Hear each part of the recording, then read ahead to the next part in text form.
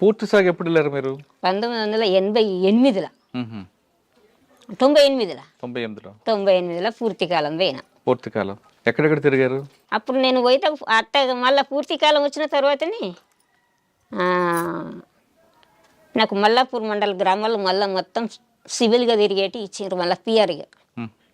మళ్ళీ దళంలా ఉండు కాదు, మళ్ళీ సింగిల్గానే తిరగాల. మ్మ్. మల్లాపూర్ ఈ గ్రామాలన్నీ ఇచ్చిండ్రు. సింగిల్ గా తిరుగుతున్నప్పుడు ఇబ్బందులు రాదమ్మా నీకు? వస్తాయి కదా, భోజనం దొరకదు, షెల్టర్ ఉండదు. అవన్నీ వస్తాయి. ఆహా. ఇట్లా పొద్దు కట్టప్పుడు ఇంట్లోకి రావాలి, పొద్దు అందాక కంపెనీలలో పోవాలి. ఊర్లోకి వచ్చిన వెంటనే పోలీసు వాళ్ళు రావాలి, పోలీసు వాళ్ళ మధ్య నుంచి తప్పించుకొని పోవాలి, ఊరంతా పోలీసు వాళ్ళు చుట్టుముట్టాలి. ఈ ఊర్లో కూడా ఇట్లా చాలా కంపెనీలకు రావడం, పోలీసు వాళ్ళు రావడం, ఇవన్నీ జరుగుతుండే. ఇది ఒకటి చెప్పండి, ఎలా తప్పించుకుంటారు మీరు? నేను అంటే ఒక్కరే ఉంటారు మీరు? అవును. ఆయుధం ఉండదు? ఉంటుంది, ఉండుడే తప్పంచి ఉండుడే. మల్లాపూర్లో ఊరికి వచ్చిన, ఊళ్ళకి వచ్చేటకల్లా మాలగొట్టకు ఇట్లా ఎన్ని గంటలకు అది? ఈ టైమే, ఇంకా కొంత ముందు అనుకో వచ్చిందని చెప్పాను. వల్ల ఇంత మొత్తం మాలగొట్ట కాదు ఇక మల్లాపురం చుట్టూ మన అవాలుగొండ దమరస్పల్లి అడివంతా పోలీసు వాళ్ళే. నేను మల్లాపురం వచ్చిన బట్టి ఇక కొంతమంది మాకు మంచిగా ఉండి ఏం చేసిండ్రు, ఆయనతో సర్ది ఎత్తిండ్రు, చేతికి కురిపించిండ్రు.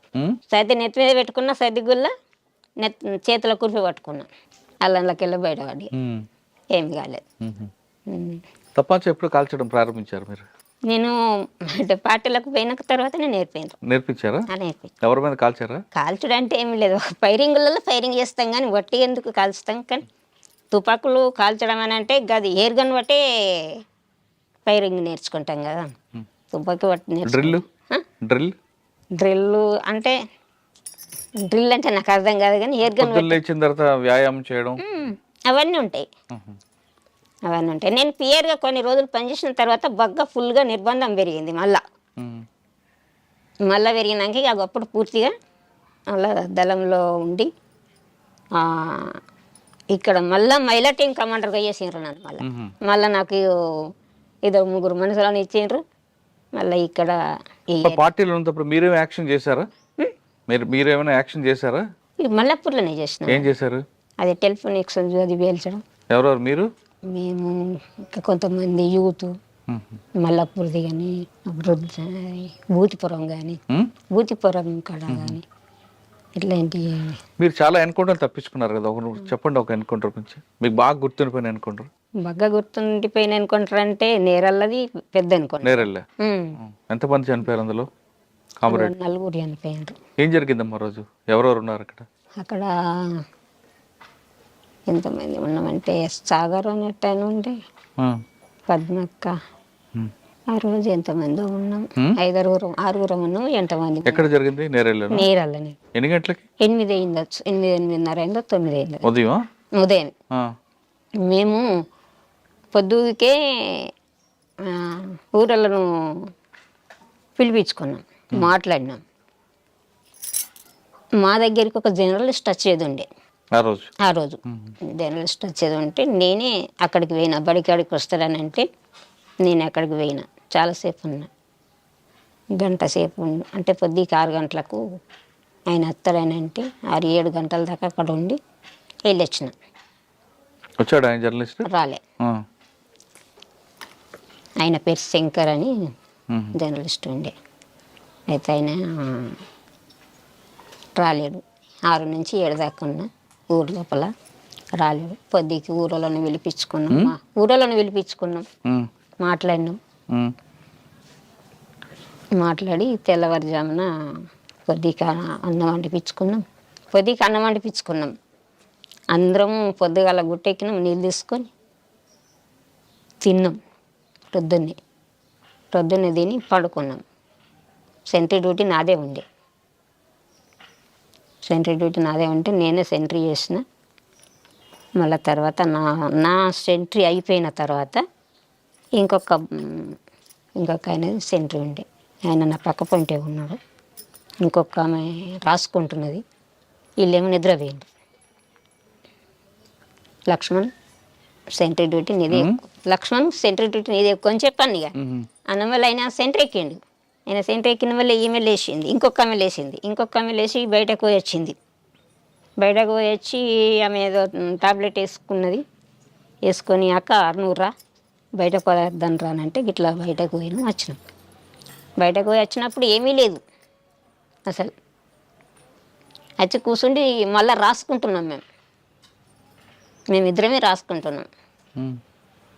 రాసుకునే టైంలోనే ఈ సెంట్రీ ఆయన ఏం చేసిండంటే అక్క అయ్యము సప్పుడు వినబడుతుందని అన్నాడు. నేను అన్న మళ్ళీ ఏం సప్పుడు అని చెప్పాను. మేము తుపాకీ పట్టుకొని చూసినాం.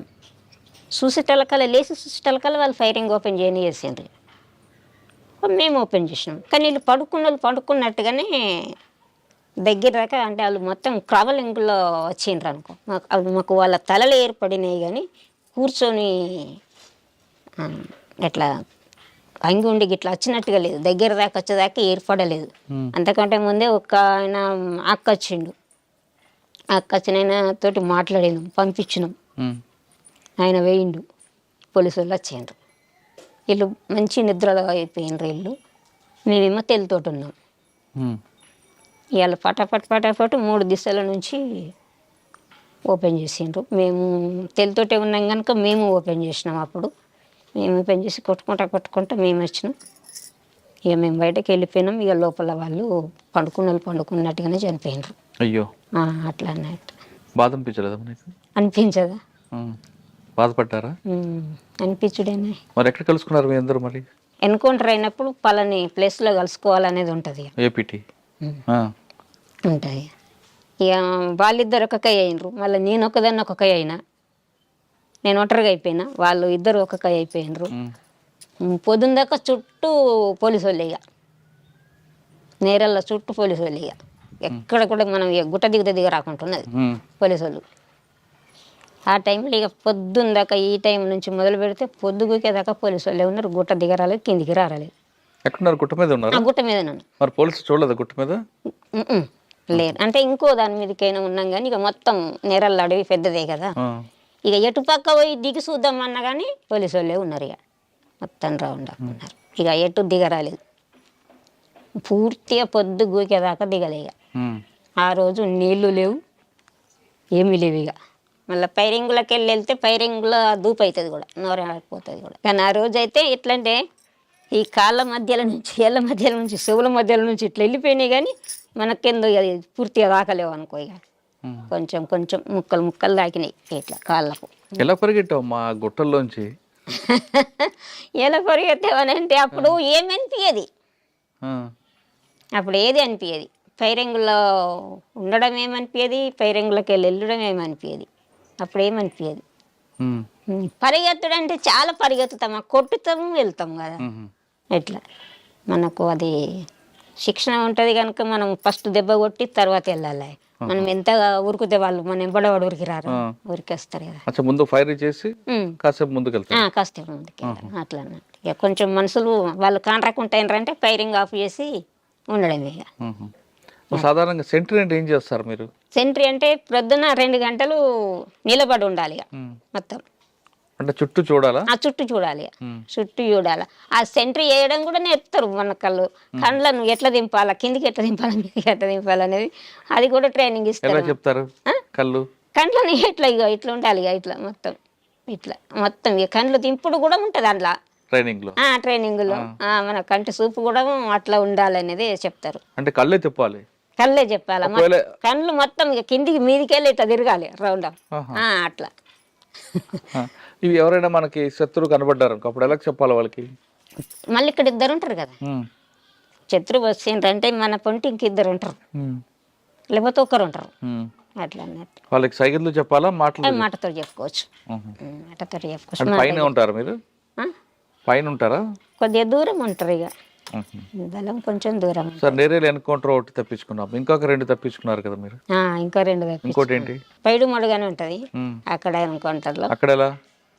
ఇందాక జరిగిన ఎన్కౌంటర్ లో ఎవరు సమాచారం ఇచ్చారు పోలీసులు మీరు అక్కడ ఉన్నారని? అది సమాచారం ఎవరు ఇచ్చిండ్రు అనేది కూడా నాకు తెలియదు. తర్వాత ఏంటంటే ఈ జర్నలిస్ట్ అయినట్టయిననే పోలీసు వాళ్ళు మళ్ళీ జాడకు లేకుండా పంపించారు. ఆయన పత్రిక లేకుండా హైదరాబాద్ పంపించేసిండ్రు, అడ్రస్ లేకుండా. ఆయన ద్వారా వచ్చింది సమాచారం. అని అనుకున్నాం మళ్ళీ ఏంటంటే ఆయన జర్నలిస్ట్ మళ్ళీ ఊర్లో ఉండాలి కదా జగిత్యాల, ఆయన లేడు అక్కడ కాదు హైదరాబాద్లో లేడు. ఎక్కడ ఉన్నది అనేది పత్తనే దొరకలేదు. మళ్ళీ నేను ఇంటికి వచ్చిన తర్వాత కూడా అడిగారు పోలీసు వాళ్ళు, మీకు శంకర్ మీద మీకు డౌట్ ఉంది కదా అని అడిగాను. ఎవరు అడిగారు? ఇక్కడ డిఎస్పీ అడిగాను. 4 వైపుల నుంచి చుట్టుముట్టినావు, నువ్వు అందులోకి వెళ్ళి ఎట్లా వచ్చినావు ఇంకా తను అడిగాను. ఇంకో ఎన్కౌంటర్ చెప్పమ్మా. ఇక పెడుమడుగుది దాంట్లో 3 చనిపోయినారు. పెడుమడుగులు ఈ గంగుల వెంకటస్వామి, రమేష్ కమాండర్ అంటే చూడు ఆయన భార్య. మీరు ఉన్నారు అక్కడ? అక్కడ మేము. అది ఎలా జరిగింది? అది మాకు మా దళంలో ఉన్న సభ్యుడిని ఇంటికి అంటే మాకు పరిచయం ఉన్న వాళ్ళ దగ్గరికి భోజనం చెప్పి రమ్మని తోలేసినాం. తోలేస్తే ఆయన ఏం చేసిండంటే ఆయన అంతకంటే ముందే పోలీసు వాళ్ళకి మారిపోయిండు. పోలీసులతో మారిపోయింది ఆయన. ఆ మారిపోయిన సంగతులు మాకు తెలియదు. ఆయనను పంపించినాం. ఆయనను పంపిస్తే ఆయన ఏం చేసిండంటే ఆ భోజనం కడుకు పోవాల డైరెక్ట్గా బస్ ఎక్కి కొరట్ల వేయండు. అప్పుడు ఫోన్లు గిండ్లు లేవు కదా, డైరెక్ట్గా ఆయన పోలీసుల దగ్గరికి వేయనని చెప్పిండు నాకు కూడా. ఆయన అట్లా వేయండి పోయి వచ్చిండు. ఆయన వచ్చితేనే పోలీసు వాళ్ళు వచ్చిండ్రు. ఇంకప్పటికి అన్నం రాలేదు, ఈయన వచ్చిండు. అప్పటికి ఎప్పుడంటే ప్రొద్దున పోయిన మనిషి 2-3 గంటలకు వచ్చిండు. ఆయన పోయిన మనిషి 2-3 గంటలకు వచ్చేకల్లా ఈయన ఇప్పటిదాకా రాలేడు. ఎందుకు మాకు డౌట్ వచ్చింది. డౌట్ వచ్చి మరి చదువుకుందామని చెప్పి చదువుకుంటున్నాం, ఇక్కడికి వెళ్ళిపోదామని చదువుకుంటున్నాం. కలసి పోలీసు వాళ్ళు ఫైరింగ్ స్టార్ట్ చేసారు. అది అన్ని పొలాలు, పసుపు తోటలు. అయితే ఇంట్లో కూడా ఏమైందంటే పండుకున్నారు. ఒక ఆయన పండుకున్నాడు. ఈమె మాతో వచ్చింది ఫైరింగ్లో, వెంకటస్వామి భార్య. మేము ఇట్లా బయటకు వెళ్ళినాం కానీ ఆమెకు మాకు ఆమె అక్కడుండి ఫైరింగ్ చేసింది, నేను ఇక్కడుండి ఫైరింగ్ చేసిన. నాకు ఇటుకి పసుపు తోట ఉన్నది, నేను తోటలోకి వెళ్ళిన, నాకు దాకలేదు దెబ్బ, ఆమెకు దాకింది. అయ్యో, నా పక్క పంటే ఉన్నది, ఆమెకు తోట దాకింది, ఆమె చనిపోయింది. నేనేం పసుపు తోటలో నుంచి బయట చేసుకుంటా నేను బయట పడి అట్లా మళ్ళీ మేమందరం కలిసినాం. ఈ ఊర్లోకి తోలేసిన ఆయననే మాకు కాంటాక్ట్ కాడికి ఆయనను పంపించినాం. మళ్ళీ మాకు చింతకుంటలో కాంటాక్ట్ ఉండే. ఆయన నాకు ఏం చెప్పిందంటే ఈ టీంకు లీడర్గా నేనే ఉన్నా అప్పుడు. ఆమె చనిపోయిన ఆమెనేమో కతలాపూర్ ఏరియాకి ఆమె ఉండే, ఆమె కమాండర్గా ఆమె ఉండే. ఇక్కడ టీంకేమో నేను ఉంటిని, ఆమె చనిపోయి. అయితే మళ్ళీ అక్కడికి ఈ ఎప్పుడైతే అన్నం కోసం పంపించినామో ఆయనని అక్కడికి పంపించిన. మళ్ళా పంపించి మరి ఆ రూట్ చెప్పిన ఇంటర్నెట్ ఇట్లా మధ్యాహ్నం నుంచి ఇట్లా పెద్దగుండ కాడికెళ్ళి ఒక తవ్వ ఉంటుంది, ఆ తవ్వ నుంచి ఇట్లా వెళ్ళు అని చెప్పి అని రూట్ అడ్రస్ అంతా చెప్పి తోలేసిన. ఆయన అటు పోలే చక్కగా మెట్టిపల్లి పోయి వాళ్ళ ఆయన మెట్టిపల్లి పోయి మెట్టిపల్లి ఇక్కడ బస్ ఎక్కి బండి ఎక్కి మళ్ళీ అక్కడికి పోయి అక్కడ మళ్ళీ హరిదళం అని ఉండి మళ్ళీ ఆయన మేము కలిసినాం. ఇంకొక ఎన్కౌంటర్లో ఇంకొక ఎన్కౌంటర్ ఇక అది మధ్యమల్లి ఎన్కౌంటర్.